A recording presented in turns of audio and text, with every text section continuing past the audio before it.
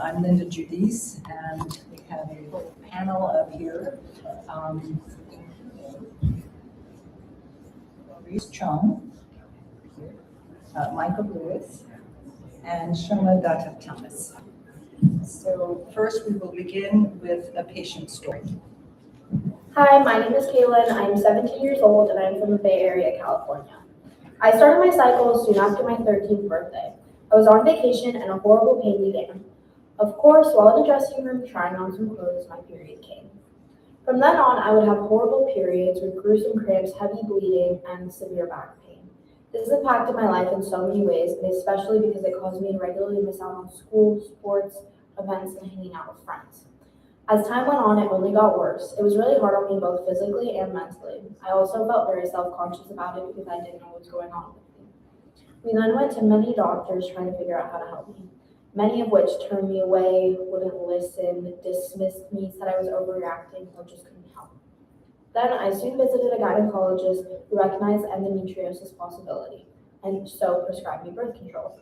Birth control was honestly a very mixed journey. I had to switch the brand a variety of times. Some made me very angry, some made me very sad, and none helped very much. At some point, my parents were very sure on the possibility of endometriosis, especially since it is on both sides of my family. Then I went to see Dr. Mazat, and I started to feel like someone truly understood.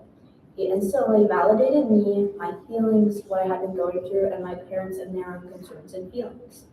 He carefully checked me out, and we discussed surgery.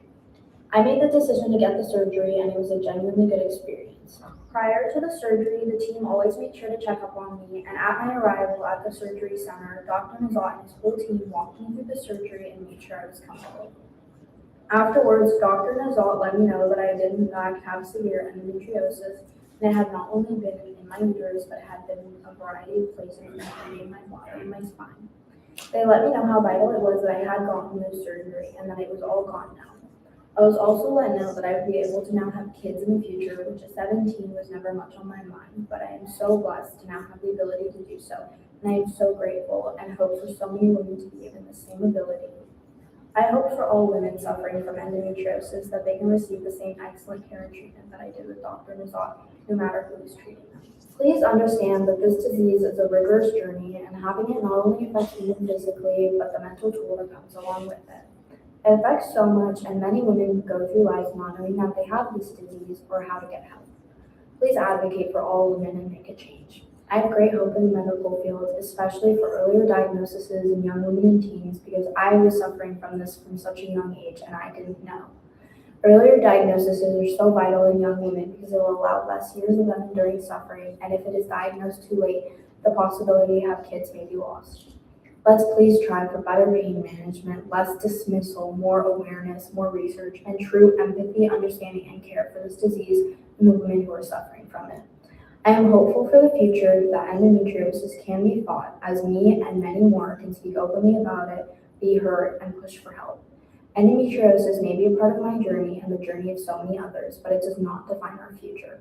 Because with your help and commitment, this disease will be overcome, and many women will experience a newfound hope. Thank you.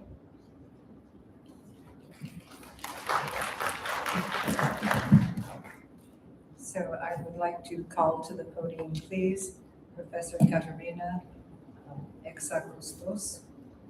She is Associate Professor of OBGYN at the University of Rome in Italy, and since 1993, working with endoscopic surgery and teams. She tested the advantages of the use of transvaginal ultrasound as pre-surgical diagnostic tool and for accurate management of gynecologic diseases. She also was on sabbatical in 2010 at the University of Connecticut as an invited professor teaching three-dimensional transvaginal ultrasound. Her main areas of interest are endometriosis, adenomyosis, and benign diseases, including uterine pathology and infertility. She has published more than 150 scientific articles, of more than 100 peer-reviewed, and more than 25 book chapters. She's been invited to numerous meetings and conferences and has extensive experience in GYN ultrasound, as well as in training the next generation. Today, her talk will address ultrasound imaging and AI to strategize endometriosis and adenomyosis diagnosis and management. Thank you for the introduction. Thank you to all. Thank you to Professor Cihat to share with you my experience, which is an European experience. My name is Greek. I've been born in Italy. My father was German, so it is really a European experience. And just to synthesize what we heard in here in every lecture, that diagnosis is based on symptoms, and we know that symptoms is the first thing that we have to look at. But on the other hand, if we have a lot of symptoms, we know that all starts from lesions, and the lesions is the endometriotic lesions inside the pelvis, which are not only endometriosis like this, there are a lot of lesions, and we have to characterize and to understand. Therefore, we know that lesions are not only the uterus, not only the ovaries, but also the retroperitoneum, which is the most important thing that we cannot see without going to have a surgery inside or out, deep inside the pelvis. So that means that if we look only from outside, we probably will not see deep endometriosis, or which type of deep endometriosis we have here, or the adenomyosis. And this is why AGCES in 2022 said that laparoscopy and diagnostic laparoscopy is not more recommended for patients for diagnosis. If you go to laparoscopy, you have to have really go to surgery and to treat the patients. So when we are speaking by ultrasound, but every imaging has to be able not to see only the uterus, not to see only the ovaries, but to see also all the pelvis and especially the retroperitoneum. So I think most of you have an ultrasound machine in their office, and I heard this because I was in the round tables and what you saw generally is the uterus and the ovaries. And this is that we are not understanding that around these two structures, there are a lot of structures that you can see by ultrasound. And finally, why we only see the uterus and the ovaries? The most important thing that we see the endometriomas. And this is the first thing that we did. Sometimes we look a little bit more carefully to the uterus and see adenomyosis, but that's it. And this is not what we have, what is now the diagnostic in ultrasound. So regarding the endometrioma, it's very easy to understand. We don't need to be expert to understand that this is endometrioma. We know it, we call it easy description. Sensitivity is quite high, especially in subjective evaluation, because subjective evaluation evaluate also the symptoms and give us a very good diagnostic accuracy. We also know, that endometrioma has an association to ovarian cancer and transformation of ovarian cancer, which we have to counsel when we are doing our ultrasound. And it's important that we understand that the cancer related to endometriosis are clear cell cancer, endometriosis cancer, serous cancer, which are clearly solid masses with solid component, highly vascularized. And this is very difficult that this type of endometrioma change in this type of structure is very rare, but with ultrasound, with the follow-up of this type of lesions, we can really recognize when it is this transformation, looking to the papillary projection that can appear inside, especially in older women. What does it mean? It doesn't mean that we have not to terrorize the young patients with endometrioma, because we know that if in general population we have 1.3% of cancer possibility, it rises with endometriosis to 1.8, not to 20%. And it is much more in older women.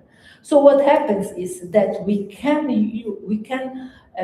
make the diagnosis of endometrioma, and we can treat them in young patients by medical treatment and with ultrasound follow-up. So in our country, it's very difficult that an endometriomas go to surgery for really repairing the reserve of the ovarian.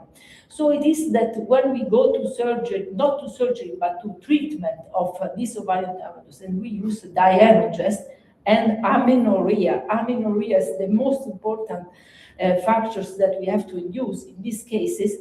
Then we think that when we do the follow-up, we see that symptoms are quite better, especially dysmenorrhea and heavy menstrual bleeding. But we also can see that these large endometriomas, and we are speaking endometriomas of 7 centimeters, they decrease a lot in size. But not only the decrease in size is important, but it's what you see by ultrasound. This shrinkage of the endometriomas, this strange clots or papillary projection that you can see inside, are only a shrinkage of the endometrioma and are not related to something that is malignant transformation. So you understand how important is ultrasound in your follow-up. And finally, we understand also that isolated endometriomas are very rare, and we have to look under the peritoneum. And under the peritoneum, there are rules that ultrasound gives you with the IDEA, with anterior and posterior parameter, lateral compartments, and we look to the lateral parametrium, and again, there was an addendum about this. There are really definitions about this, and also about anterior parameter, like the bladder. You can see it, you can describe it. So we scan a little bit every time with a little bit full bladder. We can see exactly where the lesions is. We can see the lesions of the posterior compartment, and it's very, very important. We understand what is the normal sliding sign. So this is a normal uterus, and I hope that you see that here is something that you have to look beyond the uterus. This is the deep endometriosis, and this is often overlooked. So to understand that we can see the rectum and very carefully see the lesions on the rectum, which is the thickening of the muscularis, we can see and measure all these type of features of these lesions. That means also the depth, the distance of the anal verge, which can do by ultrasound. And then you have on your tip of your probe, you have the rectovaginal septum, you have the vagina, so that you can see this really very good. And finally, we can move to lateral spaces. And again, we need to have landmarks. Landmarks are ureter, are obliterated, uterine artery, peritoneum, and anus. And so you can see the ureter, which is on your tip of your probe, and you can see uterine dilatation. And also you can see the anterior parametrium. So you have to understand that ultrasound people now know anatomy, the anatomy of the anterior parametrium, the umbilical arteries, the parametrial arteries are very important. So to understand where is exactly the deep endometriosis, which appears not as a lesions that is clearly seen. It is this gray tissue that you see around the uterine arteries.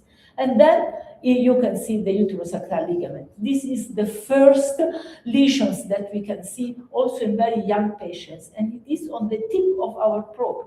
It is these small lesions that you can see beyond the cervix. And pay attention, because these lesions, when you touch it with your probe, you make really a pain scoring system. And then finally, you can see, all of you can see here the uterus and the ovaries. But here, always, you can see the ischiatic bone, the obturatory muscle, the elevatory anus, the piriform muscles. So these are structures that there, and you have only to look for this. And if you see this, you can understand that there are nerves. And so we can see also the sacral roots. And finally, very recently, we can see also the very superficial endometriosis. And finally, we have not to remember that we have not to understand that there can be adenomyosis, and adenomyosis is around 50% of the endometriosis. We have our Musa criteria, direct signs. So if you see a cystic areas inside the big myometrium, this is adenomyosis. indirect signs, global uterus, thickening of asymmetry of one wall is not a direct signs. We need direct signs, but we also understand that adenomyosis is not always all the same. We have diffuse one, we have the focal one, we have adenomyomas, and so we have to describe the adenomyosis in all the type, focal, the layers, and then finally the extension. So you understand that also adenomyosis needs, as endometriosis, a description, because these are all signs, direct signs of adenomyosis inside the uterus, but the impact is quite different.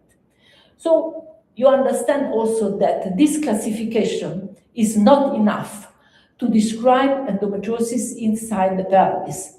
And I agree that there are new classifications like this of the AGL that describes clearly where is the adenomyosis, but it's a pre-surgical classification. We use this classification, which is the ancient score, which gives us the opportunity not only to go surgically, but also by ultrasound. And it's important that in this classification, there is no stage, because the stage of the disease is together with symptoms. So symptoms are correlated also to what we are seeing in endometriosis. Like dyspareunia is correlated with uterosacral ligaments much more than other lesions, or heavy menstrual bleeding is correlated much more to adenomyosis. And this non-invasive diagnosis is very useful in young patients, and especially we look for severe dysmenorrhea in patients under 25 years. And what we saw that we saw 36% of findings of ultrasound findings of endometriosis, which we can treat. But we also saw that there are a group of patients that are symptoms, severe dysmenorrhea, but we don't see any abnormal findings. When we follow up these patients where we don't see any ultrasound findings, and we follow up to 3 years, finally we see that sometimes it compares endometriomas, it compares, you have findings of adenomyosis and uterosacral ligaments. This does mean that this is the group of patients where we probably need IE, because this is the patients that we have to follow up and to be very attention, because symptoms are there, but we have no findings. 1 minute. If we have findings, we can treat it. So what is IE? It helps probably us much more in improve this diagnostic tool for other patients. And in these papers show us all the advantages of IE, especially the advantages of the formulation of clinical diagnosis, of the formulation of diagnosis in radiological or ultrasound, and then also in treatment with surgical or treatment. However, if you go to the PubMed and you see there are a lot of meta-analysis, I am not a fan of meta-analysis, unfortunately, because they are not going really to analyze good data. And finally, the conclusion of this meta-analysis is every time we need other research, the model has to be developed better. So, and I think that for ultrasound, we have only 5 papers for meta-analysis. And this meta-analysis show us that it is not a good methodological rigor, there are not inadequate sampling, and probably not comprehensive evaluation. The same a little bit is also for radiology, and you see in radiologists, in magnetic resonance, we see an improvement of accuracy, but it is not clear.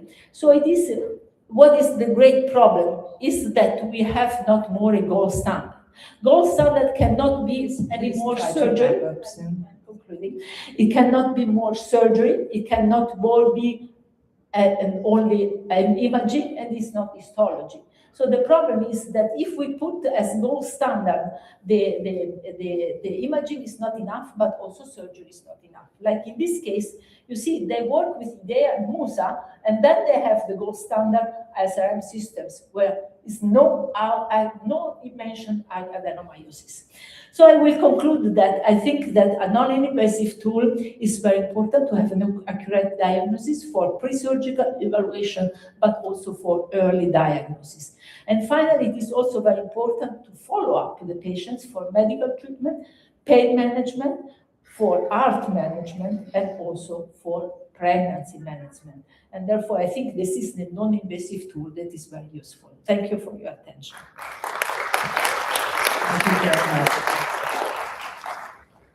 Thank you.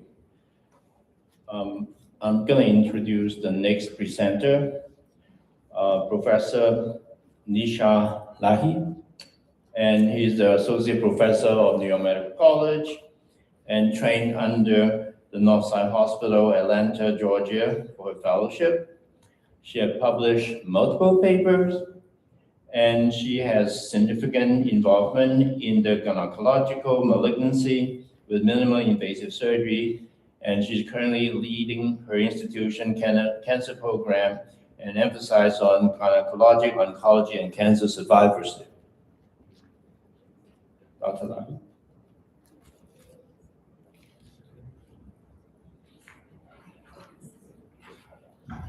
Hello. Thank you so much for the introduction. It's wonderful to be here. I flew in this morning. I got in really early, and unfortunately, I got here, but my luggage didn't. So if anybody's wondering why I'm in my pajamas, that's why. I only have the clothes on my back today. But at least I'm here, and that's what, it's exciting because it's such a beautiful conference. Today was wonderful. We had a wonderful session this morning, so it's exciting to be here. So let me just see. All right, so today we are going to talk about some inflammatory targets for endometriosis. And this is very interesting to me because normally when we think about endometriosis, we've always seen it as an estrogen-driven disease. And the cornerstone of medical management has been hormonal therapy, consisting of OCPs, progestins, anti-estrogens, anything to get at that estrogen receptor. We've been hyper-focused on that. But that's not without side effects. Hormones are inappropriate for patients who are actively trying to get pregnant. And also importantly, it doesn't really alter the progression of the disease. And since we're all here, we know that endometriosis is a far more complex disease. It's systemic, it's inflammatory. It's very heterogeneous. We have DIE, we have peritoneal endometriosis, ovarian endometriosis. Being so heterogeneous, so systemic, we really need to broaden our horizons and look at other markers and other targets we can target just besides that estrogen receptor that we've been so hyper-focused on. And we know now that endometriosis also behaves a lot like cancer in the sense that it's immunoprivileged. It can escape the host immune response, so it doesn't get cleared, and therefore it can implant in ectopic sites and cause the pathophysiology that it does. So this presentation is kind of just to give an introduction to other targets that are available, and then tomorrow we have a very nice basic science section which will get into more detail about some of the stuff that I'm talking about today. So one of the great inflammatory markers we can target is the macrophages. And macrophages are very interesting in endometriosis. When I teach this to my medical students and my residents, I tell them, macrophages come in two flavors, chocolate and anchovy. Okay, they are that different. The chocolate M1 flavored macrophages are the ones that are your typical macrophage phenotype that we think about. They are cytotoxic, they are phagocytotic, and they favor clearance. The M2 macrophages, the anchovy flavored ones, are the ones that are upregulated in endometriosis. And those contribute to pathogenesis of the disease. They tend to promote fibrosis, angiogenesis. They're anti-inflammatory, favoring more of a chronic inflammatory atmosphere rather than the phagocytotic clearing atmosphere. And they promote tissue remodeling and disease progression. So one of the goals with macrophage therapy is how do we convert these M2, anchovy flavored macrophages to more favorable M1 macrophages. So these are 4 techniques that are being utilized and investigated that I'm going to kind of touch on in today's lecture. So the first one is we can block the signals that the M2 macrophages are sending. Right? We don't like the cytokines that they're sending out. They're causing the pathogenesis of the disease, so we can block that. One interesting target is interleukin 33, which I'll speak more about later. But the reason why it's interesting is that interleukin 33 inhibits iron-dependent apoptosis or ferroptosis, which is important for disease clearance. And number 2, IL-33 signals more M2 profiling of macrophages as opposed to the M1. The second way we can combat macrophages, these M2 macrophages, is delivering what they call nanoparticles or nanovesicles, which are derived from M1 macrophages. We fill it with M1 cytokines, deliver it to the M2 macrophage, and then the M2 macrophage starts to think that it's an M1 macrophage that identifies that phenotype. The third strategy is adaptive cell therapy, where we inject M1 macrophages into that local immune environment and hoping to flush out the M2 macrophages. As my residents say, are you making chocolate-covered anchovies? I mean, basically, yes, we are just flooding them out. And the final one is epigenetic reprogramming, where we actually change the microRNA signals that the macrophage is emitting.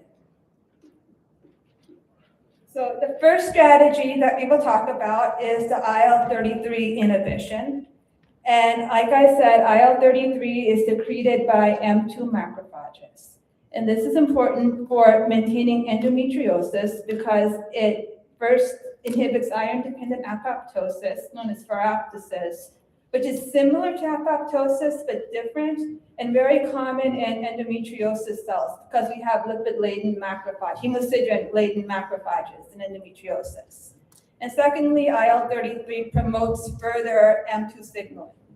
So in rodent studies where they actually looked at IL-33 when they gave antibodies to neutralize it, plus or minus a ferroptosis inhibitor, they found that there was decreased lesion volume, decreased angiogenesis, and decreased fibrosis in mice. And when we looked at the actual microenvironment, we found decreased levels of VEGF, tumor growth factor beta, and other inflammatory cytokines like IL-6. So this might be a promising therapy again in changing the microenvironment. The second strategy that I discussed, which I think is even more useful, is the M1-derived nanovesicles. And in this strategy, they take in vitro M1 nanovesicles, which are derived from the M1 macrophages, and fill it with cargo. It's called inflammatory cargo. And those consist of cytokines and microRNAs that M1 macrophages make. That is then injected intraperitoneally into, they did it in the mice studies, but they injected it intraperitoneally into mice, and they found that changed the environment more to M2 profile, and there was decreased angiogenesis in the rodents that received the nanovesicles. And mice had fewer and smaller lesions overall, so that was promising in the mice model. Now, it is important to say that the mouse model and human model differ significantly. And we do have a talk on that tomorrow, but this is still a good proof of concept, proof of study. The third strategy is the M1 macrophage infusion, which is when we just take M1 macrophages intraperitoneally injected into the mouse model and see how that changes the cytokine profile. And they found that it did modulate the local immune environment, and there was definitely a reduction also in the size and number of lesions for the mice that received the cell therapy. Now, this is still a proof of concept because there's a big risk of systemic inflammation as well. So that's why it was intraperitoneal, and they haven't done this in anything else besides the mouse models.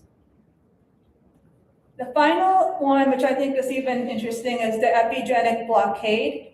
Now this, a little bit of background we need to understand that if you look at macrophages in endometriosis, they tend to express a translocase enzyme called TET, trans-1011 translocase. It's about 8-fold overexpressed in endometriosis cells. So if you look at the two uteruses that I have, the one that's labeled healthy has the TET2, it's not expressed well, which is normal, that's homeostatic. And that allows a microRNA called LET7 to express itself. And LET7 is a brake. It's a brake on the chronic inflammation. So in a normal homeostatic environment, that's expressed, and we have a brake on the cytokines, especially IL-6. Now, in a diseased uterus, we have TET3 overexpressed, right, 8-fold overexpressed. That takes the brake off LET. It's a demethylation enzyme. So it demethylates LET7, and therefore it kind of doesn't work anymore. It turns it off. And when that's turned off, then we have this upregulation in chronic inflammation, especially IL-6. And why this is important, if you look at some of the studies, not in endometriosis, but in some of the other disease sites, they think that the TET3, LET7, IL-6 axis is very important for neuroinflammation and neuroangiogenesis. This could be a very important pathway in mediating pain signals in endometriosis. And this is something that hasn't been studied yet in rodent model for endometriosis. We're just looking at, can we inhibit TET or not? But I think down the road, this might be very critical for pain pathways. But in the rodent studies that they did, rodents that had TET inhibition had reduced macrophage apoptosis, reduced endometriosis progression, and reduced IL-6 levels, which, again, that was part of the pathogenesis that we were aiming for. They did in vitro studies in human mice as well, and there was increased pro-apoptotic gene expression. And like I said, possible role in neuroinflammation, but again, no studies have been done on that. So in summary, these were the 4 methods that we talked about in targeting macrophages, either inhibiting the signal, delivering M1 nanovesicles, cell therapy, or epigenetic blockade of various signals.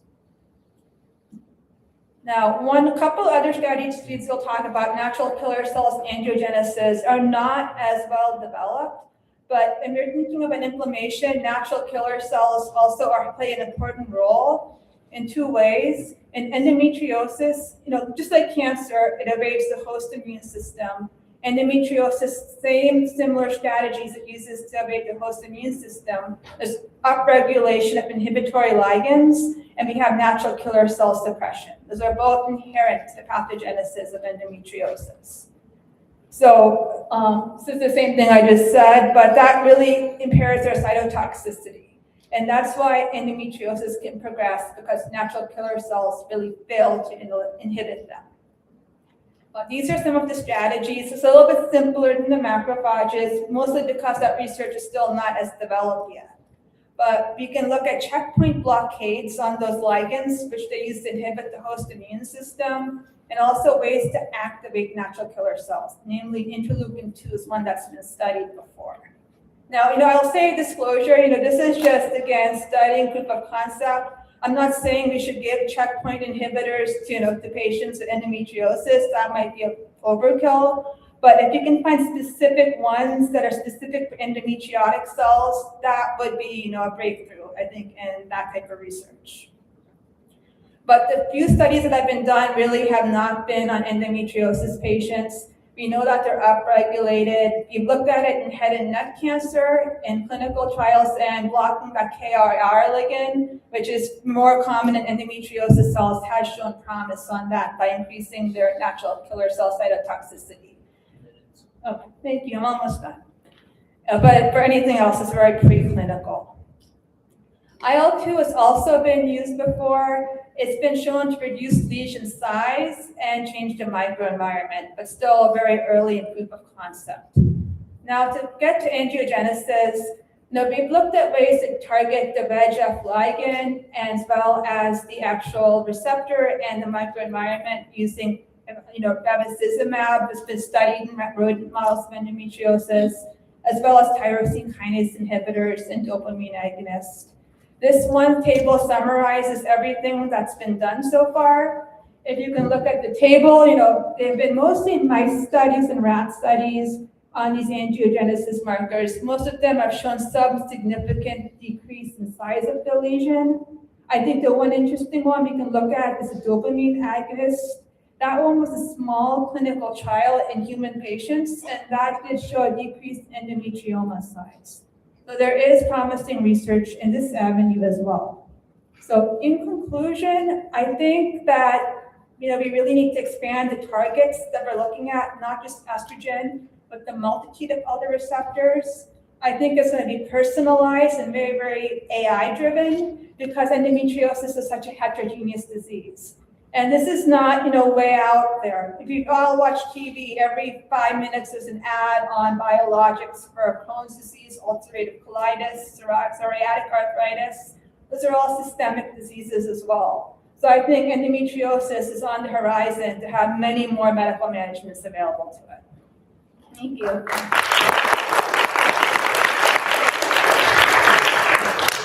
The next presenter, my gosh, is my friend, Dr. Steve Palter. He is the founder of the medical scientific director of the Gold Coast IVF. He is famous. He appeared on CBS, NBC, and multiple TV stations and on National Geographic. If I'm going to keep reading his CV bio, then I'm going to take away a lot of time with his presentation. We gotta hook up the computer first. Take your time. Well, I can keep going. He received NIH grant and he published 100 papers, and his famous quote, he's going to stick with you until together we find the answer. So that's Dr. Palter. I can make a quick announcement as well. If everybody wants to check their wrists, there has been a bracelet found, and you can pick it up at the registration desk.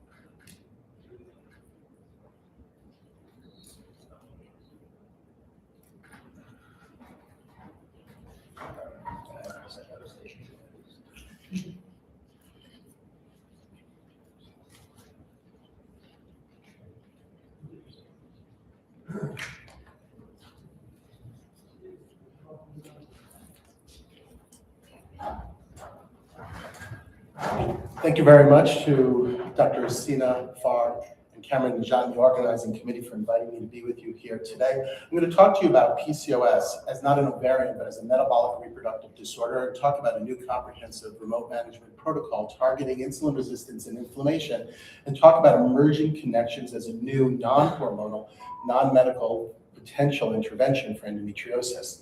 Infertility is a sharply escalating crisis in women's health. A decade ago, we were at 1 in 10 couples. Currently, we're at 1 in 6. And fueling part of this rise is the #1 cause of infertility in the United States now, which is polycystic ovarian syndrome. It is now the leading hormonal reproductive disorder of women in the reproductive age. It affects 15% of reproductive age women, where it used to be 5% a decade ago.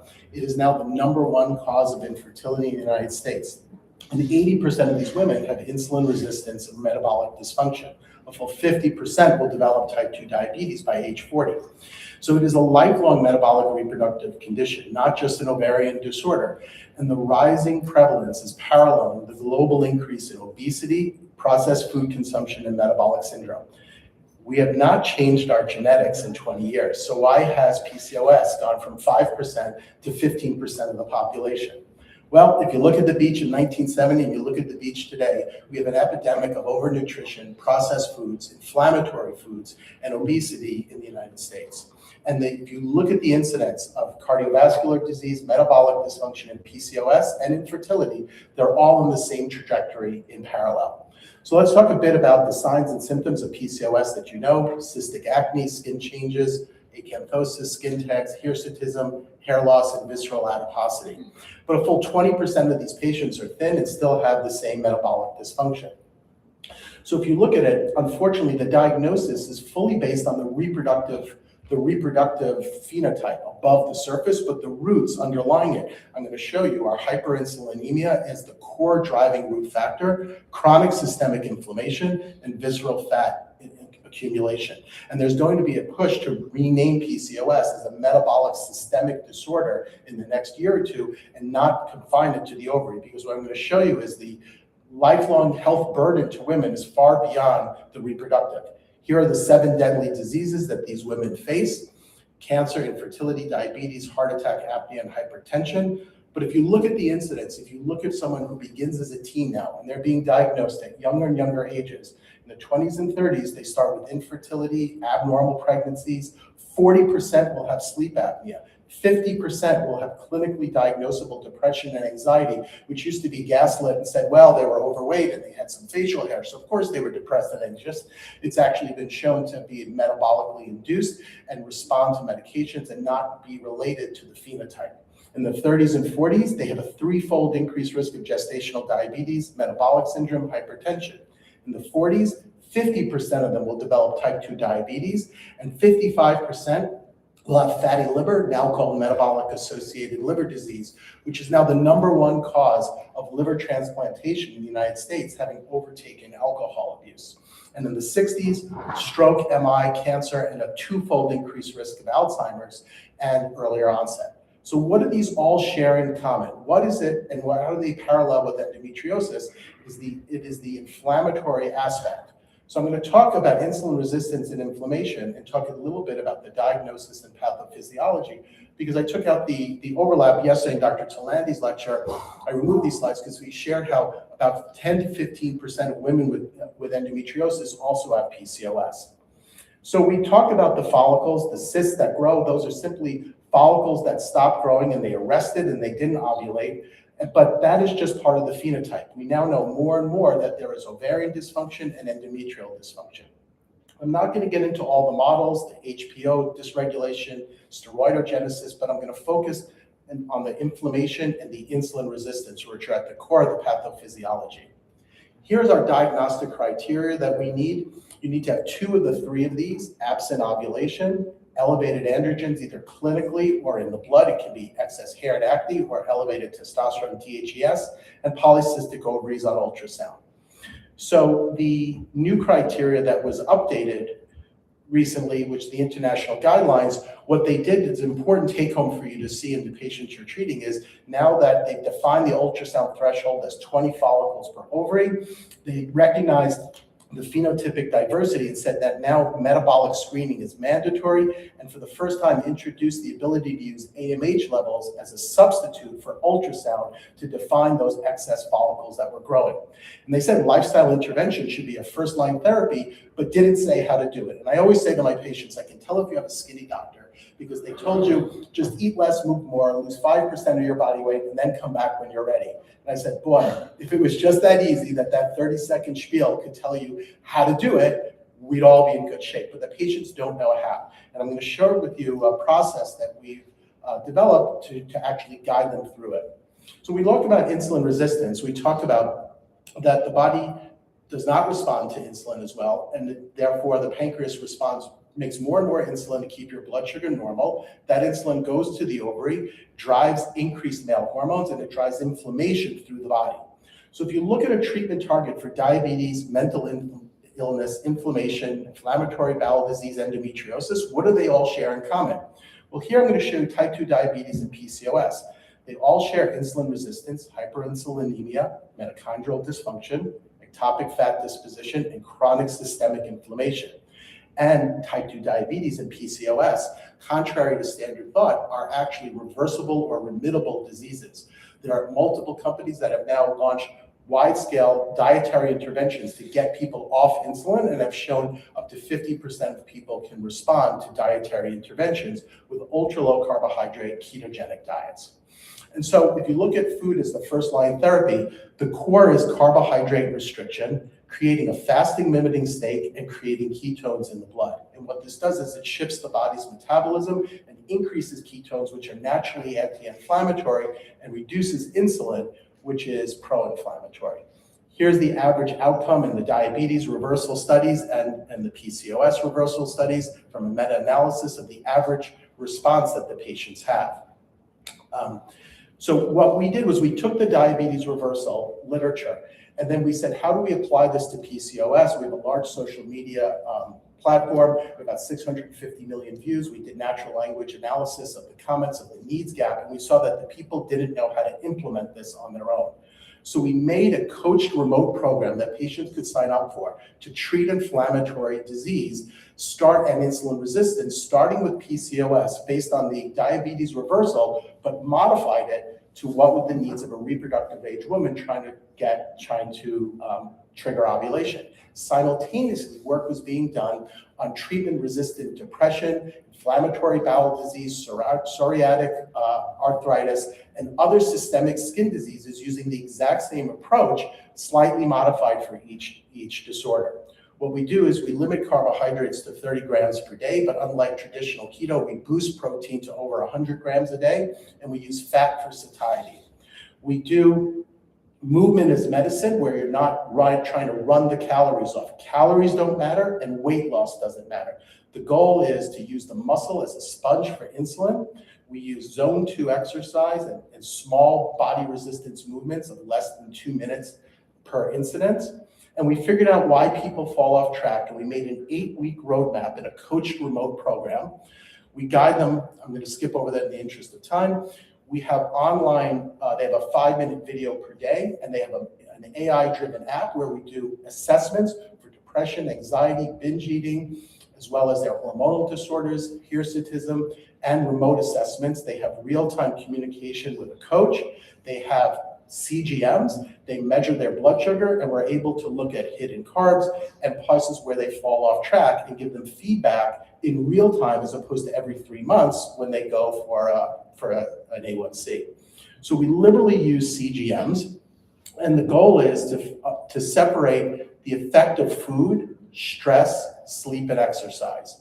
The standard diet that people have, your blood sugar spikes, then it crashes, it leads to cravings, it leads to mood swings, it leads to inflammation, and the people just feel horrible. So what we do is instead we smooth it out, and we strive to drop their their baseline, and to eliminate any excursions. So here's just one woman who was in our program who had failed 4 previous IVF cycles. Here's her CGM. Now this is normal glycemic woman with a normal, who is not diabetic, but the CGM picks up, her baseline is between 100 and 120, with spikes up to 250 postprandial. Within 1 month of putting her on this diet and exercise regimen, she's dropped her blood sugar over 100 points, in her C-reactive protein and her SED rate and other inflammatory markers normalized within 60 days. We spoke with the people doing the diabetes reversal, and we see the same thing. The inflammatory markers are dropping before the weight loss. We're seeing people having normal resumption of menses in 60 days before they even lose weight, but the average person will still lose 6 to 20 pounds. So in looking at trials that are ongoing for endometriosis, it's this idea that pro-inflammatory insulin and these markers could be targeted by using these dietary therapies. And so what we saw was, this was an 11 randomized controlled trials, a meta-analysis. They showed that for ketogenic diets, dysmenorrhea remained unproven. Dyschezia, dyspareunia improved in chronic pelvic pain. There was an improvement, but they didn't have a large enough sample size yet in their design to trigger it, to prove it. So there are ongoing studies now on chronic pain, but the studies for Crohn's disease, treatment-resistant depression, and other inflammatory states that respond to ketogenic therapies are all showing an improvement. And so if you look at this sort of matrix with PCOS, it's proven the androgens, the anovulatory pathways, the metabolic restoration and ovulation with the diet has been shown that lifestyle is core. With endometriosis, the idea is there is emerging data that there is inflammatory inflammatory substances made by the cells that may be responsive to insulin suppression, and ketone bodies themselves are an alternative energy source for cells that are anti-inflammatory. So this is an emerging associated phenotype in a subset of patients. You'll see at least 10% of the patients comorbid with PCOS and endometriosis, but the studies that are ongoing now are really looking at symptom control and looking to see, can these dietary interventions, which have been established in these other areas, actually work in an endometriosis model? And so the takeaways here is that PCOS is really a metabolic reproductive disorder, not just an ovarian problem, that insulin resistance is the key driver of metabolic and reproductive dysfunction. And the updated guidelines refine that this metabolic underlying ping is the key factor that we have to focus on, and not just the ovary. This metabolic theory of carbohydrate restriction can restore ovulation and dramatically reduce inflammation, and it's been shown to work in the GI, in the skin, and in the brain.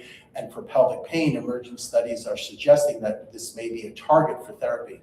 So as we're seeing all these new innovations of drug therapy, this is an easy intervention that you can add for patients that may be looking to conceive at the same time, may have coexisting PCOS, or who are looking for a lifestyle management program. It's a powerful evidence-based tool for PCOS and an emerging tool for potentially for endometriosis-related inflammation. I'll share with you, I can always tell by, if you follow me, where you see me online, how old you are. If you're in your 20s, it's on TikTok. If you're in your 30s, it's going to be on Instagram, and if you're over 50, it's going to be on Facebook. The remote program is at PCOSbaby.com. There are several IVF centers now using it as an adjuvant for their patients. We offer it as a remote coach program where they get the CGM monitoring, they get the coaches, and they get the real-time guidance. And this, I'll just show you, this is 150 million views of 10 videos. So if you doubt what the impact social media can have, you can reach 1 million people in a day if you have a message to help them.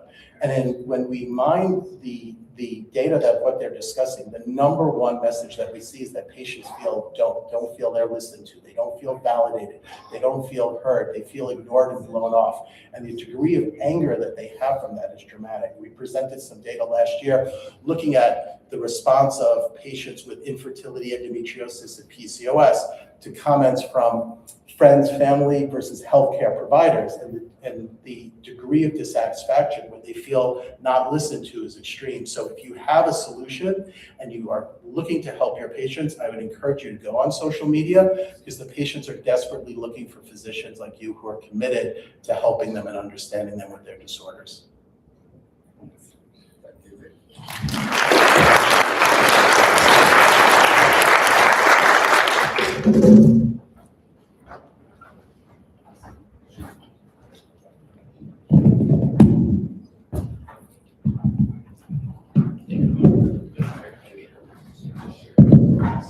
Okay, our next presenter is Dr. Cihat Unlu, who graduated from Ankara University Faculty of Medicine and completed his residency at Ankara University. He was elected honorary president of the Society of Laparoscopic Surgeons. Also in 2007, received the German Federal Cross of Merit on Ribbon, became honorary member of the German Obstetrics Gynecologic Association, active member of 15 international societies, has managed 20 national and international congresses, and has contributed over 145 published articles, book chapters, over 300 presentations, and working at Maslak Asibam Hospital. I pronounced that right. He's going to be discussing non-invasive diagnosis of endometriosis. Thank you very much for the kind invitation and introduction. So first of all, once again, thank you very much for inviting me to this great meeting of AGCES. And I'm gonna talk about the non-invasive diagnostic methods of endometriosis today.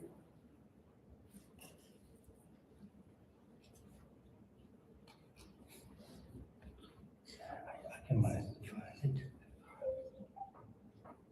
Great.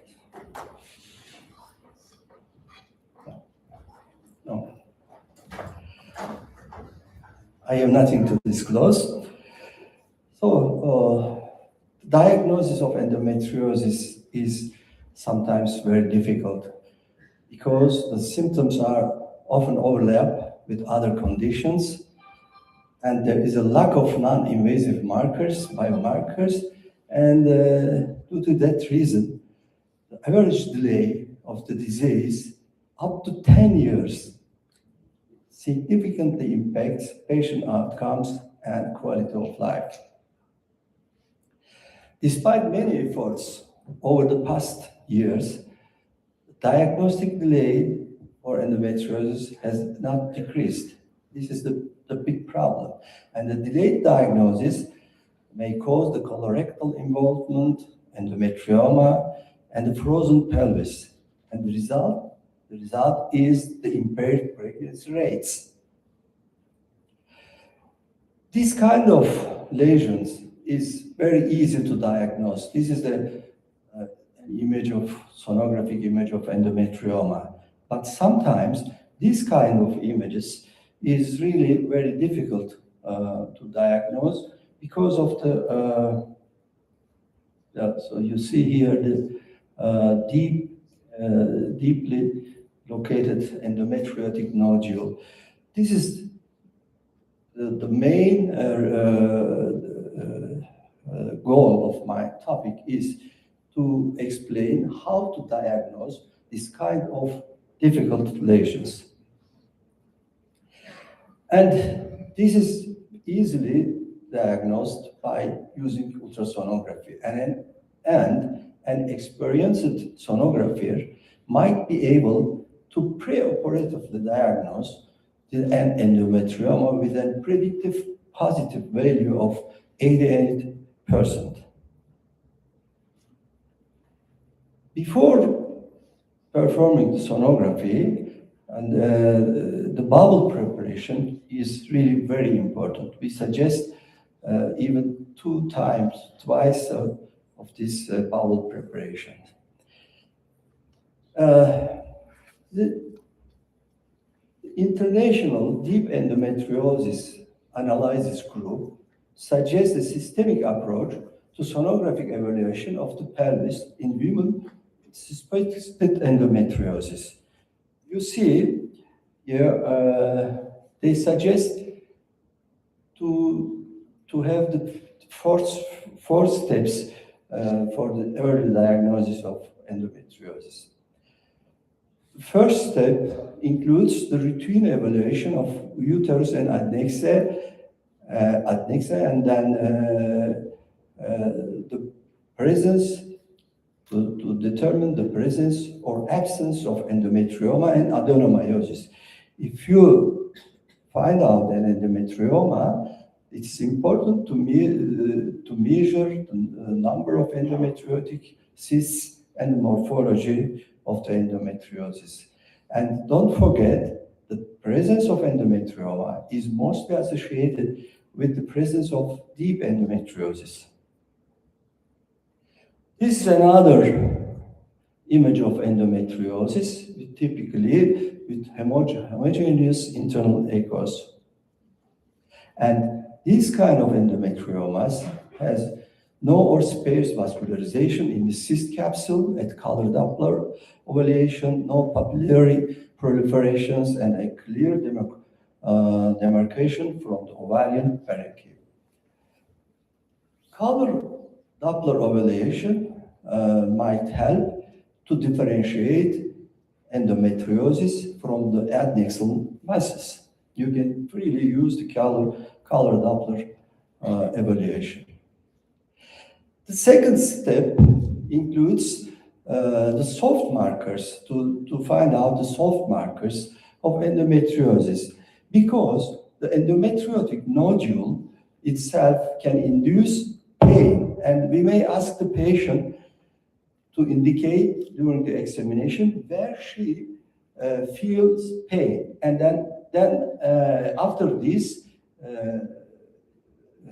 then we may focus on this point where the patient feel pain, and probably we may find out that this endometriotic nodule. We call it as tenderness-guided transvaginal ultrasonography. And another very important thing is assessment of pouch of Douglas by using real-time ultrasound-based sliding sign. What is the sliding sign?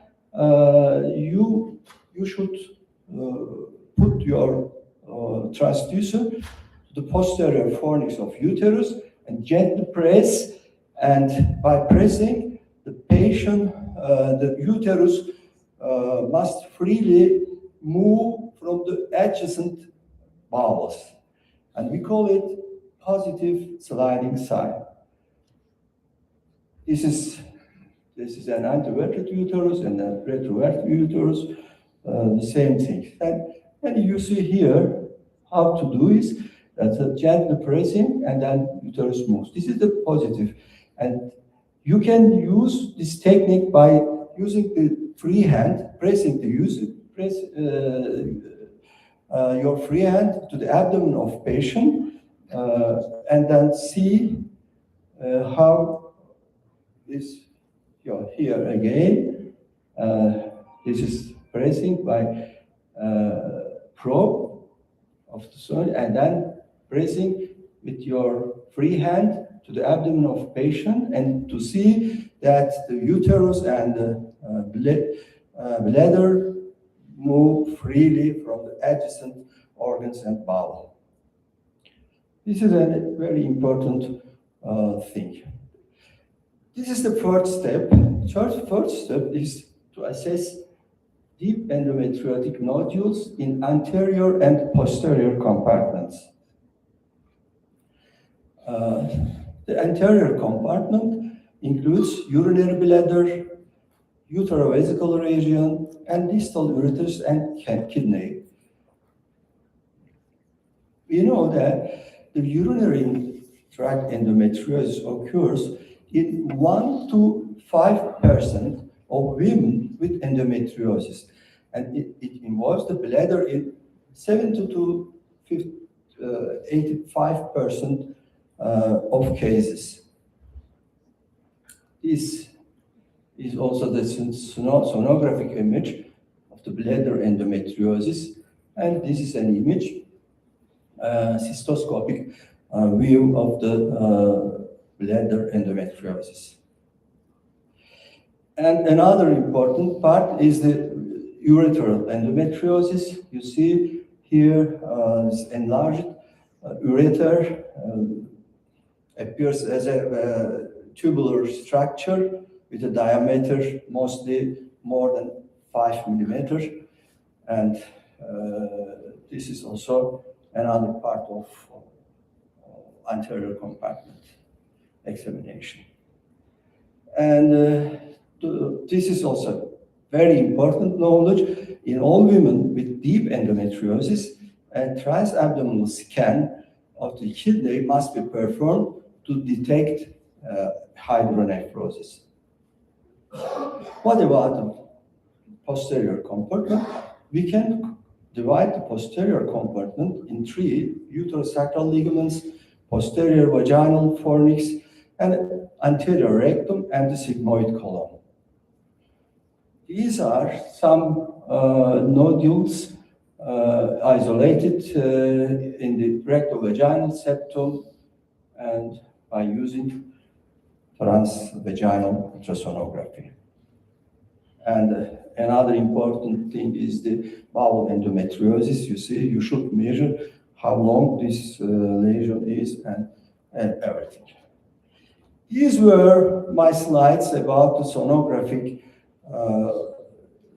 evaluation. And now another important tool to diagnose endometriosis is MRI. MRI is recommended when transvaginal ultrasonography is inconclusive in diagnosis endometriosis or negative in a symptomatic patient, or before surgery or interventional procedure, or after surgical treatment if symptoms persist. These are the indications. And how to perform it?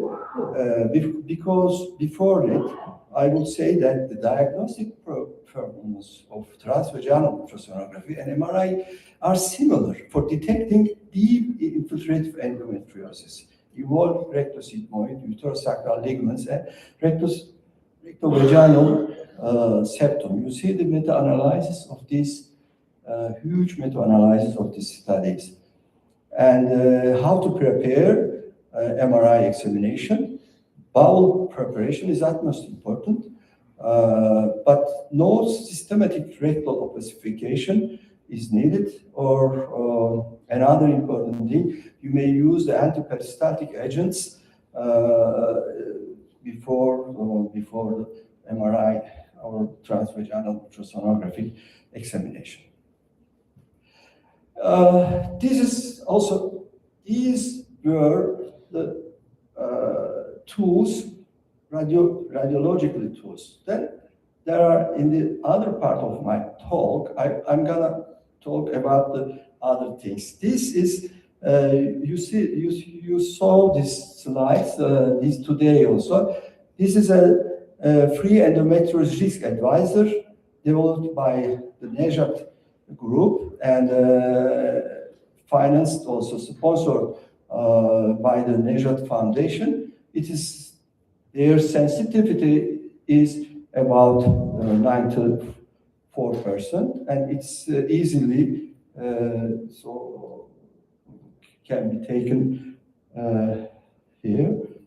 And there are some other also non-invasive methods. We call it biomarkers of endometriosis, like blood tests, urine tests, analysis of menstrual fluid, endometrial and saliva tests.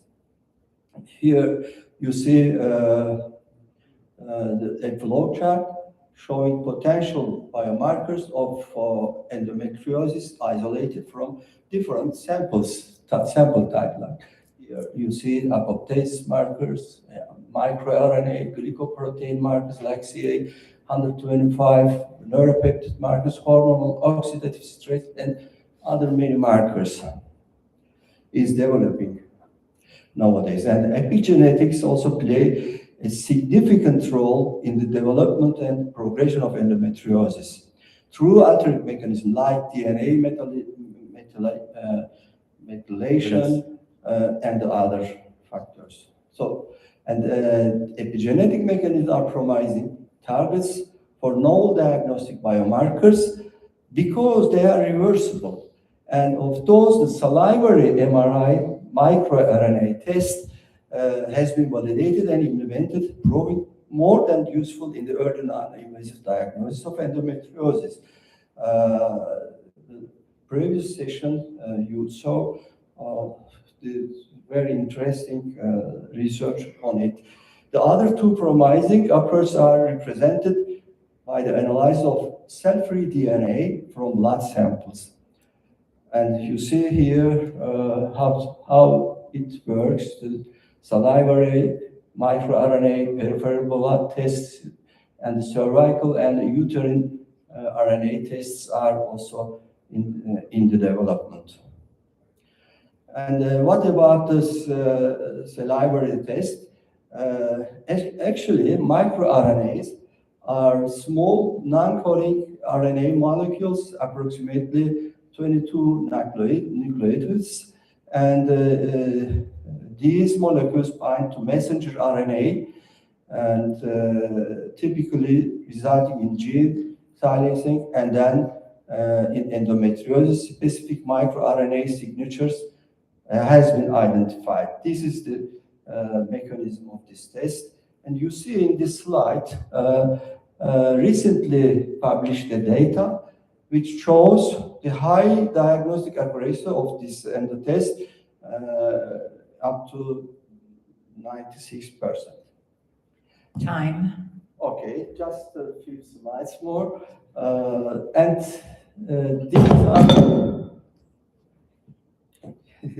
These are the other serum and plasma biomarkers of endometriosis, like glycoproteins, oxidative stress markers, growth factors, angiogenesis molecules, autoantibodies, and microRNAs. And in conclusion, dear colleagues, transvaginal sonography is the first-line imaging technique in the diagnosis of pelvic endometriosis, and in particular for deep infiltrating endometriosis. And MRI is increasingly performed as an additional investigation in complex cases and for the surgical planning. And as my last slide, you all are invited to our next German-Turkish meeting in Antalya next spring. See you there also. Thank you, Dr. Unlu. Also, just remember, we're going to have a Q&A at the end of this, so don't leave. Okay, next we will welcome Dr. Yona Tadir, also another wonderful non-invasive diagnostic method, like non-invasive optical biopsy in women's health. So Dr. Tadir is studying the applications of photomedicine in gynecology. His research efforts are being undertaken to develop a new photodynamic treatment modality for selective endometrial ablation and endometriosis. This concept may lead to a new diagnostic tool for fluorescent laparoscopy and/or hysteroscopy. Dr. Tadir's other research interests include the micromanipulation of gametes with laser microbeams in IVF and photodynamic therapy for cervical lesions. Future areas of collaboration for Dr. Tadir include the development of new devices in minimally invasive surgery, including thermal imaging, optical biopsy system or OBS, and laparoscopic ultrasound. Welcome, Dr. Tadir.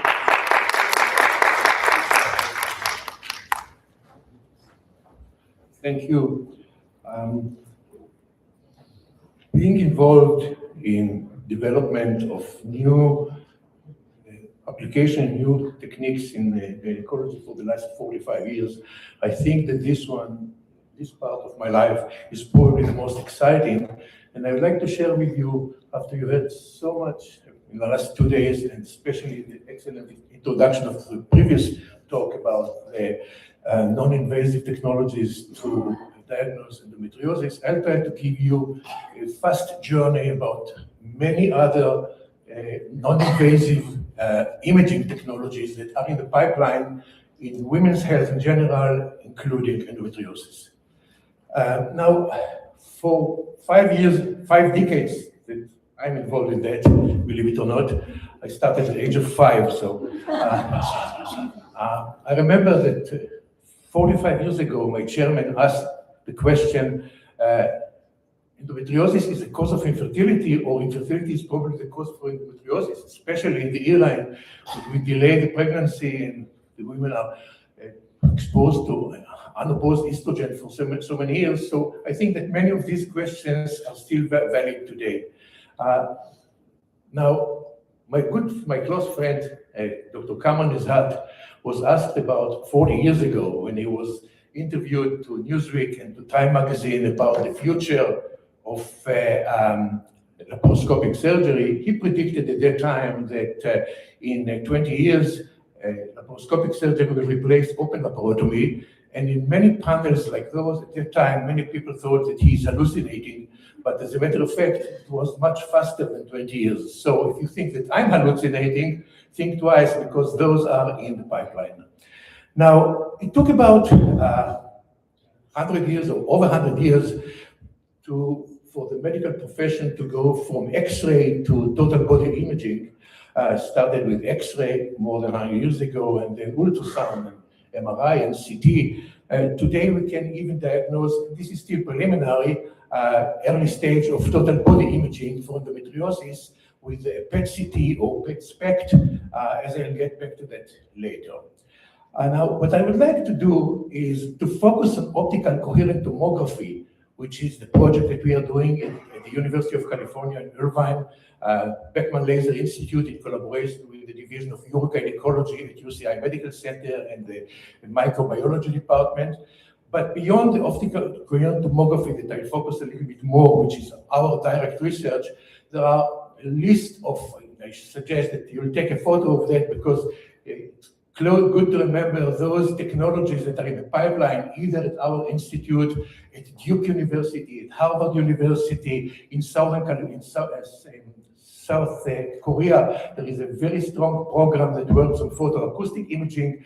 So basically, photoacoustic imaging is here to run photoacoustic microscopy, photoacoustic computed tomography, ultrafast functional photoacoustic microscopy, ultrafast ultrasound Doppler imaging, photoacoustic ultrasound imaging in different technologies, photoacoustic ultrasound endoscopy, photoacoustic for ultrasound breast scanning, fluorescence endoscopy, and so on and so forth. All those are in the pipeline, and those are very exciting. I'll just give you highlights of some of those with some citations from the literature. And I think that if there will be a technology that will be able to compile all that and offer the physician the proper technology in order to get to the point that we will be able to have a non-invasive imaging for total body histology, we are going to get there. This might be only AI that will be able to guide us among these technologies. And I would like just to give you this image that comes from Dr. Lin from South Korea. On the left-hand side, we can see an image of mammography, but on the right-hand side, you can see photoacoustic imaging of breast vascularity, and you see the differences. We take such really further steps ahead. This was published a couple of years ago at Nature Communications, but the images are improved throughout the years. Now, Dr. Yao from Duke University summarized that photoacoustic imaging converts optical absorption into ultrasound emission, enabling multi-scale functional and molecular imaging, and accelerated to photoacoustic microscopy. These advances from the unified research of light sound energy conversion and control for non-invasive imaging, image-guided intervention, and deep tissue biofabrication, paving the way for the next generation of diagnostic, therapeutic, and regenerative technologies. Now, let me share with you a little bit more into details our own research from the Beckman Laser Institute.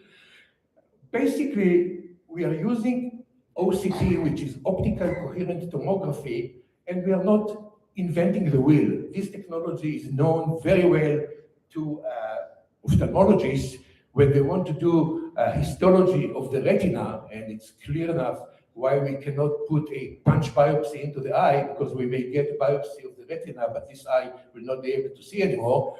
What we are doing, we converted the OCT from ophthalmology to vaginal procedures, and what you can see in the lower part of this slide, you can see the blood vessel density in the lamina propria of the vaginal wall before any treatment, and then after 3 sessions of laser treatment, with fractional CO2 laser, you can see in the middle, first treatment, the blood vessel density, second treatment, and third treatment, you can see increased blood vessel density, which is clear to see. Now, get back to this slide later, but in principle, what OCT is all about, if we compare that to ultrasound, and we heard a lot, and every gynecologist knows a lot about ultrasound, ultrasound and OCT basically are taking advantage of scattering by different organelles of the tissue.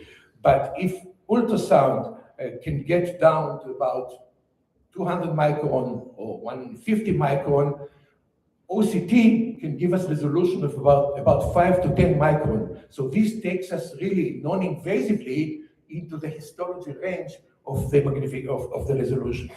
So, and that's again, when we compare the electromagnetic spectrum, we can see the visible range between 400 and 800 nanometer. The OCT that we are using is between 1.3 to 1.7 micron. And we can see down below, again, the same slide, but magnified, post-treatment blood vessel density in the lamina propria. And you can see for the first time how the changes are significant. In this case, it is following CO2 laser, but the same platform can be used post-estrogen treatment. And one of the reasons why energy-based treatment for vaginal symptoms, for example, for vaginal dryness or for genitourinary syndrome of menopause, GSM, is because there are no there are not good enough objective measures to assess the efficacy of any treatment. Here we come for the first time with the ability to measure epithelial thickness changes or even blood vessel density. So it makes the vaginal wall to be almost transparent to this technology. Now, if you compare again ultrasound to OCT, we can see that the energy source between sound and light, the object resolution between 200 micron to 5 to 20 micron. If with ultrasound we focus on organs, here we can focus on tissue and cells, and so on and so forth. Now, when we started working on that, we didn't know which wavelength of light, because as you know, in ultrasound, we use different megahertz for different applications, be it for the abdominal or the vaginal probe. Here we have to compare different wavelengths of light. So we started comparing different wavelengths and came to the outcome that 1.7 or 1.3 micron can give us good resolution in the vaginal wall.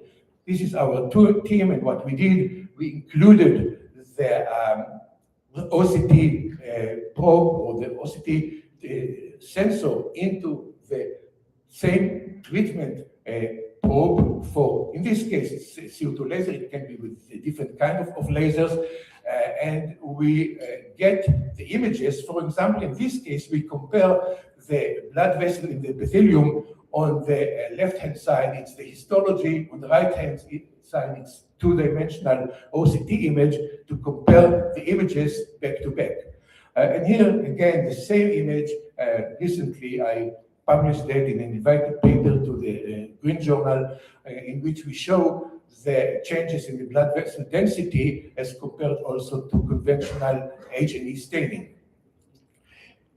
2 weeks ago, we submitted a paper to the American Journal of OBGYN in which we are going to redefine the severity of menopausal symptoms in the vaginal wall. And this study validates OCT and angiography as a virtual biopsy tool for staging vaginal aging. This may take us to a new phase in which we will be able to tailor the treatment individually, not necessarily if a patient is, let's say, perimenopausal or 1 or 2 years postmenopausal or 10 years postmenopausal. We have differences in the vaginal epithelium, differences in the blood vessel density. So based on this new staging, we might be able to redefine the treatment protocol individually to each patient. Now, recently we published a paper on OCT of the fallopian tubes. And in this case, optical coherence tomography enables the depth result measurement of cilia bits frequency in ex vivo human fallopian tubes. Just think about the implication of that in patients with or without endometriosis, the frequency of fallopian tubes cilia bits.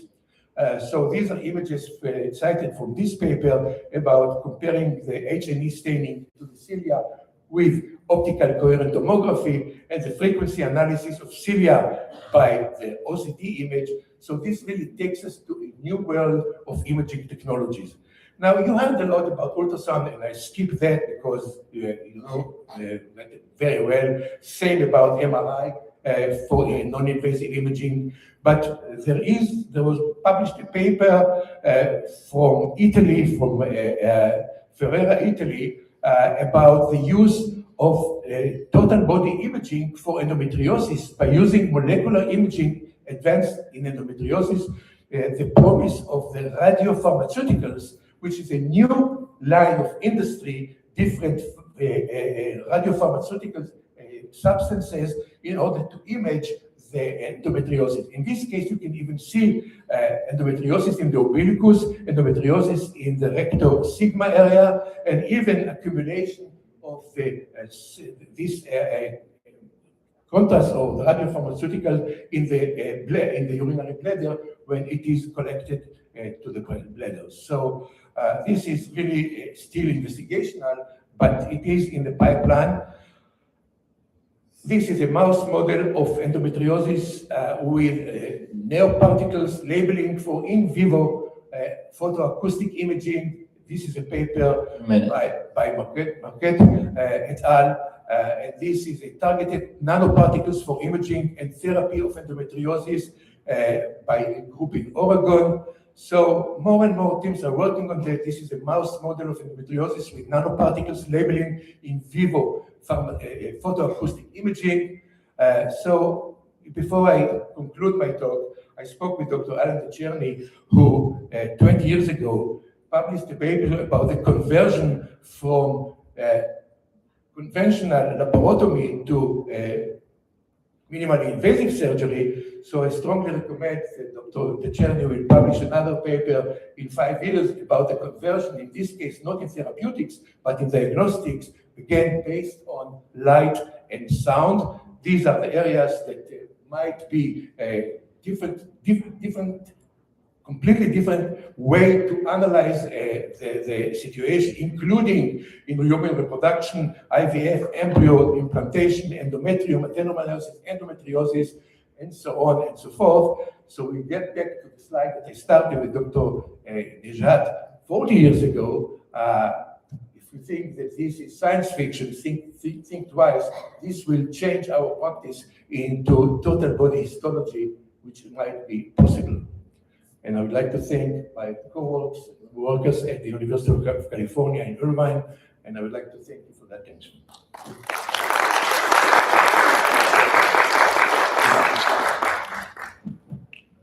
Thank you very much. Our last speaker is Professor Jennifer Dietrich, who is professor in OBGYN and pediatrics at Baylor College of Medicine. Her specialty is pediatric and adolescent gynecology. She is chief of the division. She's also fellowship director.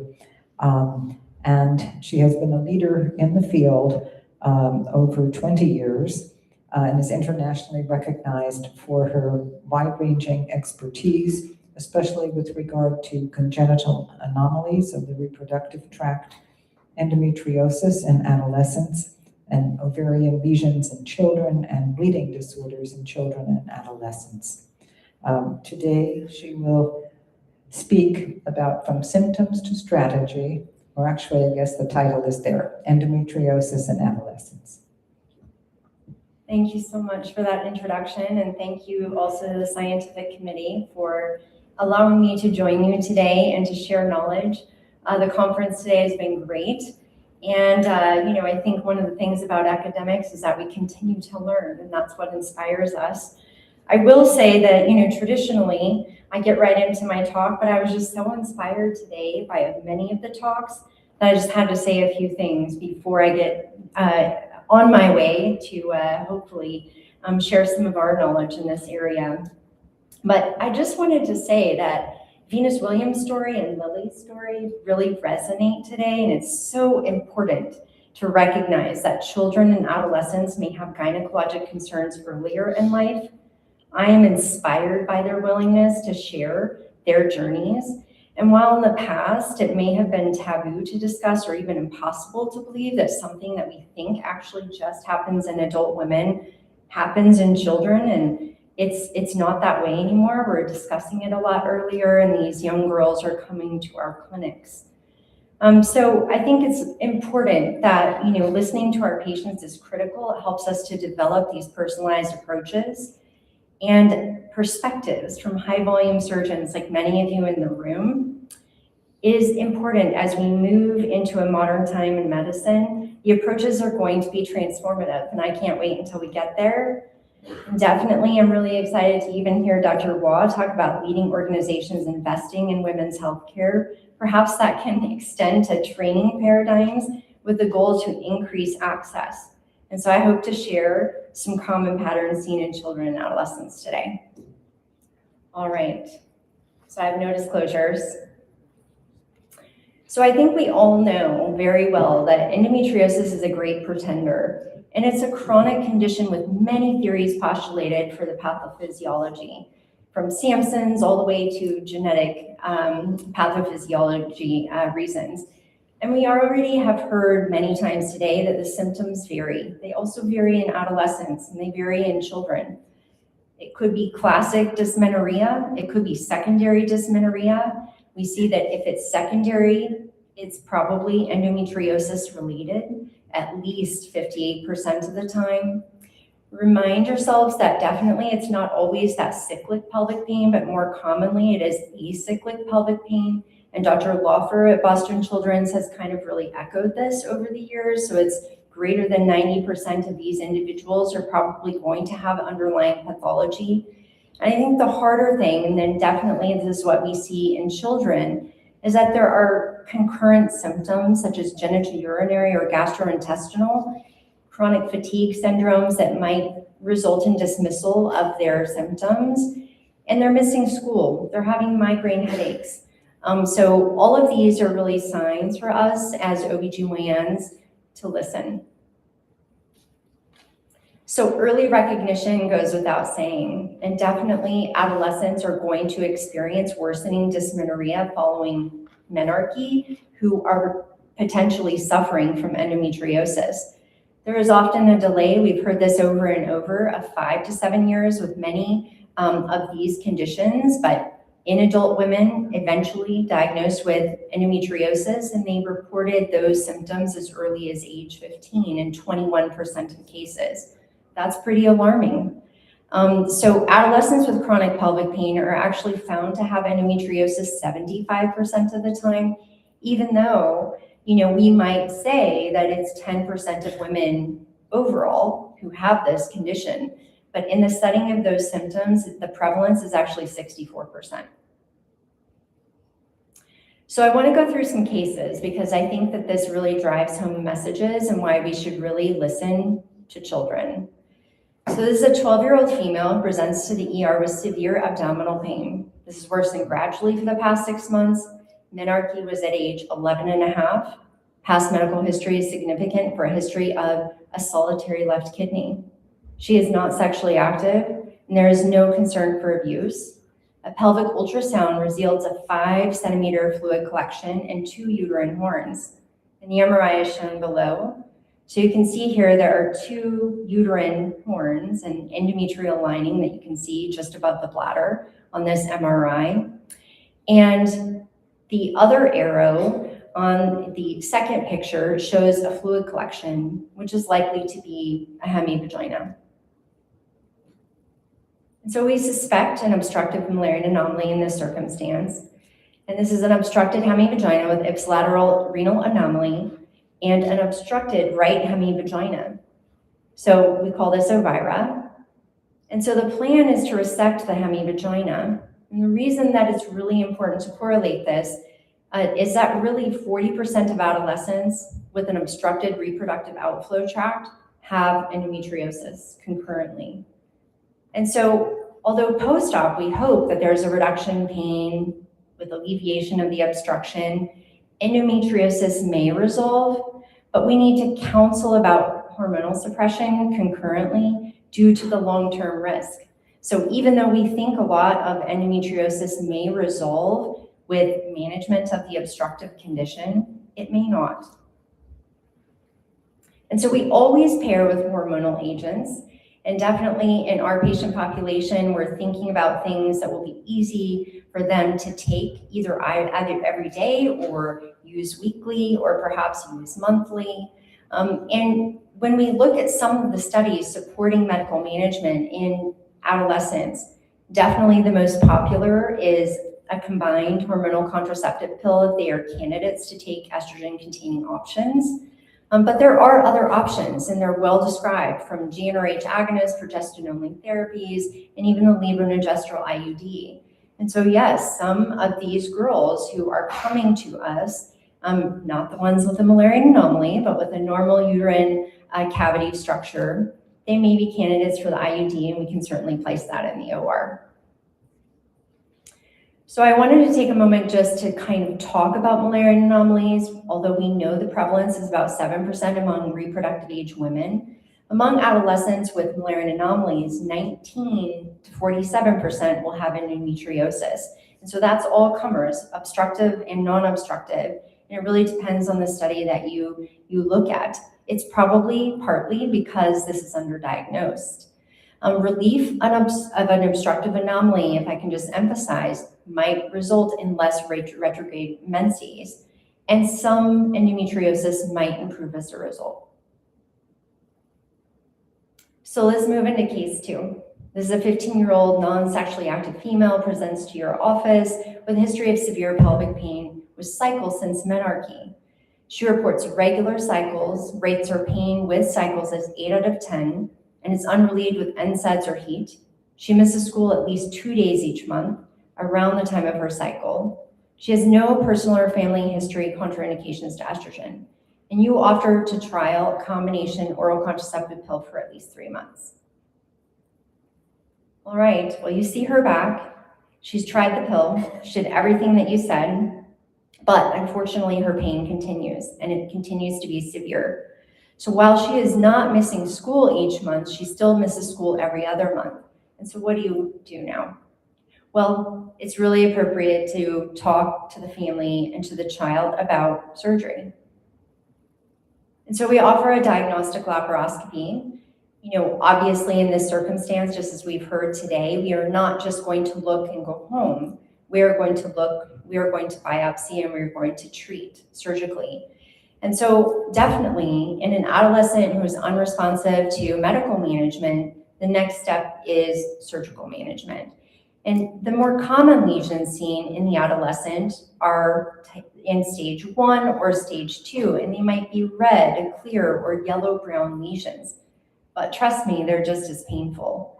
And so during the laparoscopy, let's say you find the following lesions, these sort of clear lesions, noted to be superficial, no evidence of deep infiltrating endometriosis. And so how do you approach it surgically? Besides an excisional biopsy. And definitely you can see in this situation, the lesions are clearly magnified laparoscopically, and you can heighten that by even doing kind of a liquid look, filling up your pelvis with some irrigation fluid, and then go diving with the camera. It'll magnify it further. And so, again, one of the reasons that I wanted to talk about this today is that your surgical approach, and one of the things that we need to remember as gynecologists is that we have lots of tools in our toolkit to manage this. Excision, vulgaration, what is the best? And I want to just say that actually Dr. Cameron Nazat was one of the first people to validate the use of the CO2 laser in the 1980s.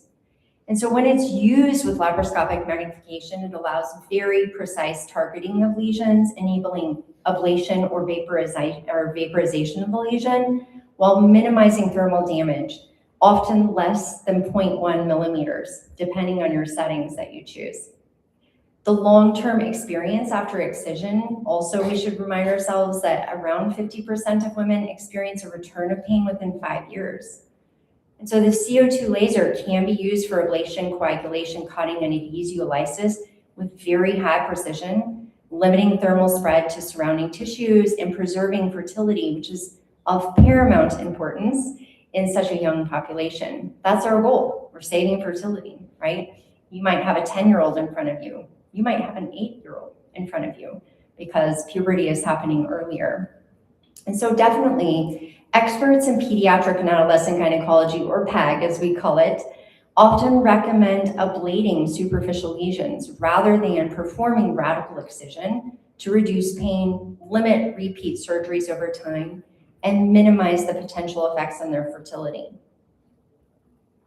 In just a moment about lasers in gynecology. As gynecologists, we've had lots of experience using lasers, but just to remind you, for the CO2 laser, obviously it's used for kind of vulvar ablation of lesions, but we use it laparoscopically quite well too.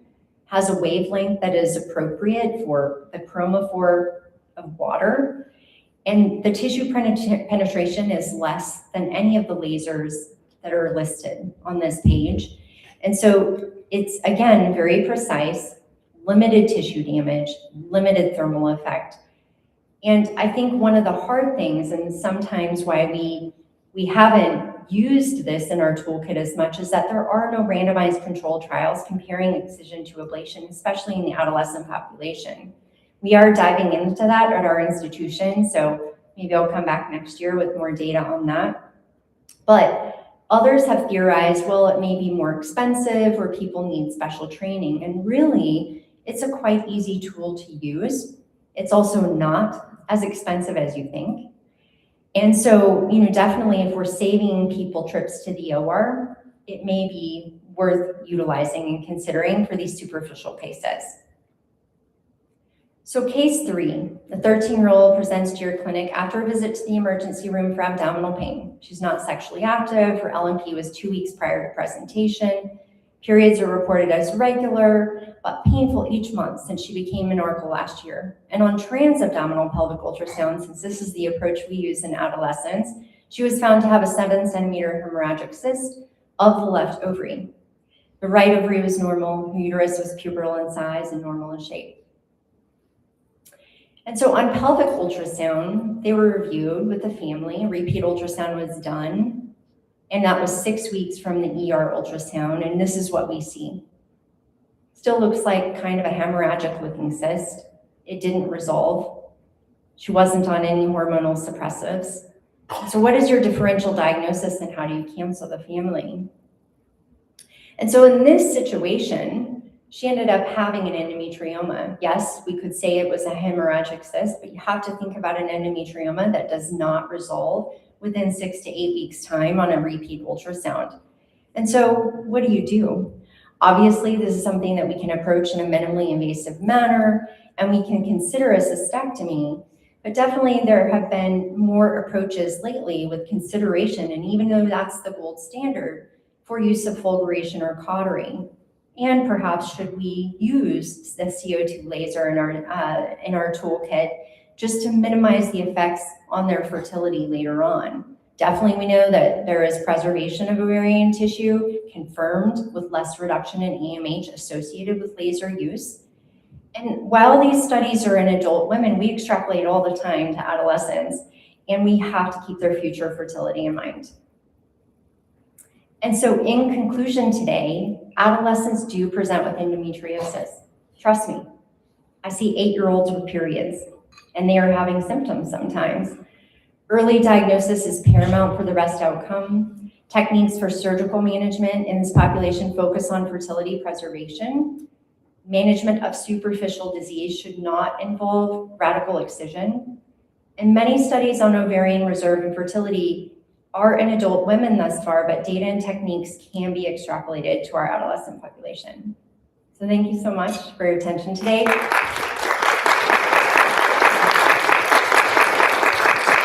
Thank you very much.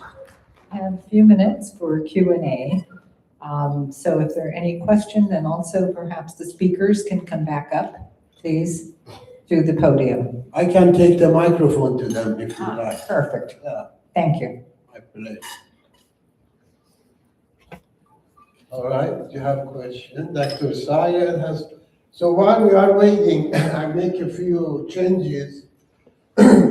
For those of you that you are going to gala, from the guest elevators, you go to level 2 and look for Moonstone Room. And gala is going to be fun. That's number 1. Number 2, tomorrow morning, the sessions are very interesting and focus both on patients and also healthcare providers. So I encourage all of you to come. And after the question and answer, I have a wrap up for you. Thank you. I have a question for Dr. Jennifer Dietrich. Hi, how are you? Very interesting about adolescent. I recently did a Mullerian abnormality, just a rudimentary obstructed, and we excised that portion, left the cervix. It wasn't a duplicated cervix. She had left kidney missing, which she knew about. She had endometriosis. We just ablated it locally after biopsy. But my question is for a large hemorrhagic cyst, like you showed, very interesting. Maybe there is another thought in such patients to preserve the AMH and fertility is to just drain and leave it. Would that be something you would consider? I know CO2 ablation in hands of Camden and Zena and Far is amazing, but not every hospital has it. All right, Dr. Dietrich is going to respond. Please make your questions short and precise so we can have short and precise answer. Thank you. Okay, sorry. I think it was taking a moment. It's at the end of the day, and I think this is tired. So, definitely, I think that, one of the things as surgeons that we sort of weigh all the time is whether or not we should do the least invasive thing or the most invasive thing. And so I think that definitely when the endometrioma is small and there's a risk of damage to that structure, perhaps less is more to preserve their fertility. But sometimes it is pretty obvious that that cyst wall is shelling out pretty easily. It's not going to cause a lot of peripheral tissue damage. And so I think if it's going to shell out and you're going to be able to preserve a lot of healthy ovary, go for it. But again, there are no randomized control trials in this area either to do a cystectomy or do a drainage. But definitely, as I had trained at Baylor as a resident and during my fellowship at the University of Louisville in Kentucky, the classic teaching is to try to remove as much of that abnormal tissue as you can while still preserving as much ovary as you can. So, hybrid. I have questions to Dr. Dietrich. So in my experience, many of those adolescent patients with endometriosis or pelvic pain with severe dysmenorrhea, and since your side mentioned about 50% of genital urinary symptom, and I have dealt with a lot of those, still have bedwetting, urgency frequencies, and some of those have been sexually assaulted, and they have myofascial pain syndrome. So in such a case, how would you approach it? Well, I think this is when we put our hats on to reach across the aisles to all of our pediatric colleagues, because it's going to involve a multidisciplinary approach. And I think one of the toughest things about endometriosis in the adolescent is that we think about some of the genitourinary and gastrointestinal pathology first. It's more common. Common things being common, many of these patients end up seeing the urologist or seeing the gastroenterologist first. And those individuals, at my institution, it's very different because they're like, go see Dr. Dietrich's team because we don't think it's related to your intestine or we don't think it's related to your bladder. But they can have multifactorial symptoms. And the issue is that you can treat them surgically, you can treat them medically, and ideally we want to pair them both. But if they have other pelvic pain pathologies, all of those things need to also be treated with physical therapy, with psychology, with psychiatry if they need that, because it's all going to contribute to their pelvic pain. It's complex.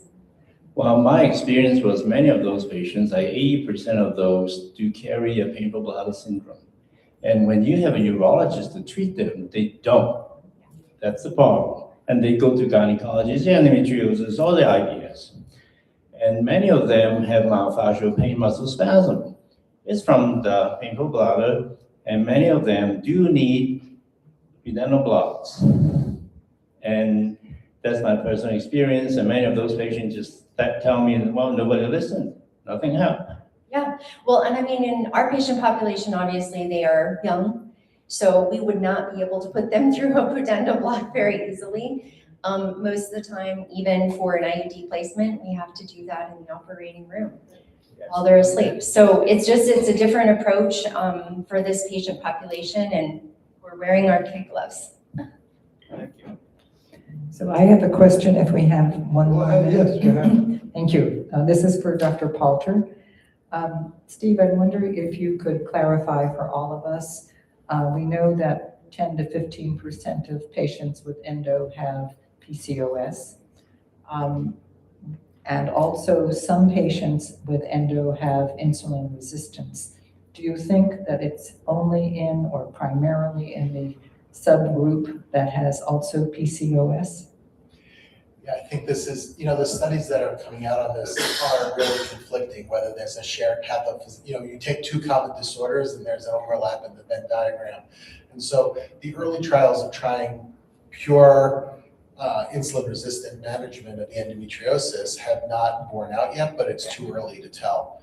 So I think we don't know yet if it's a shared pathophysiology or whether it's just overlapping disorders, but the insulin resistance and will certainly make the inflammation worse in all other body parts, because we know this in both skin disease, bowel disease, every system, the insulin resistance is triggering an inflammatory milieu, so it would make sense that if you have it, it's going to aggravate the endometriotic ones as well, but we still don't know.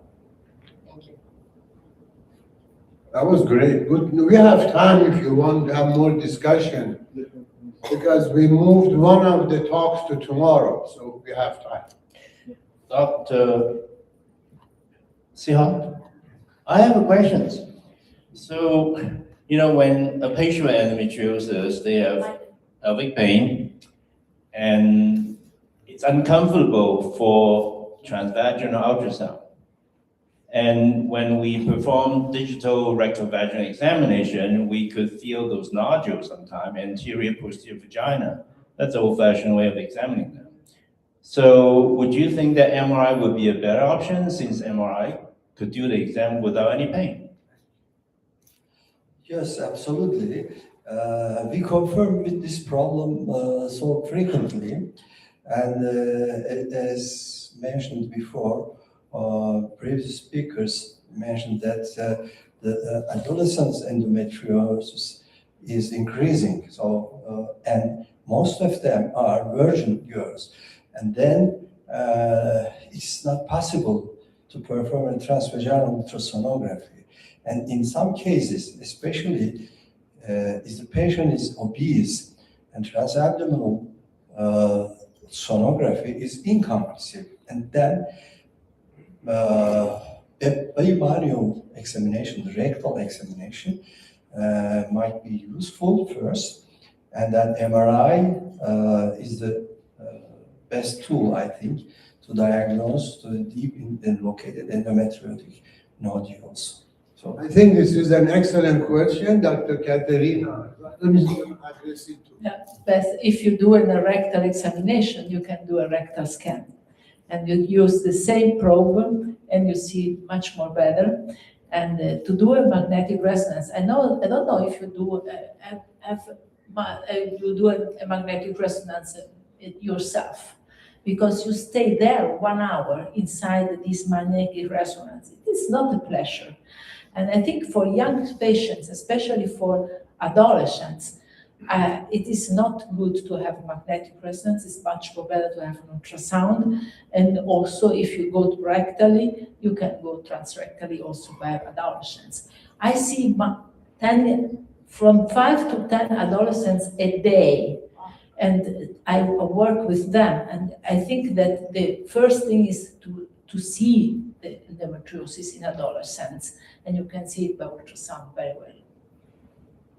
One more question, and then we will do the wrap-up. Yeah, this is a question for Steve. Steve, have you ever used in patients with polycystic ovary previous to fertility treatment, Ozempic or Mounjaro? Because I see a very good result with that, or more with the insulin resistance, stuff like that.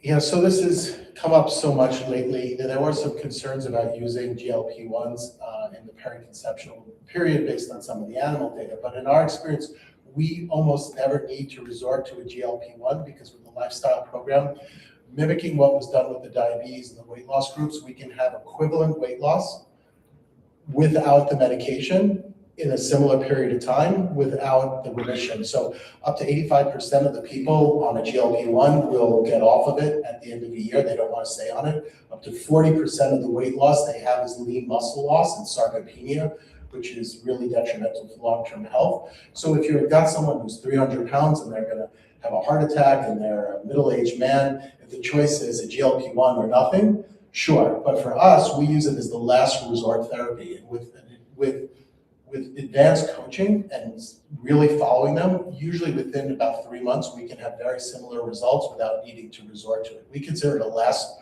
resort therapy, but the trend now is everybody wants a pill and wants a result, but it is an expensive short-term fix with systemic effects.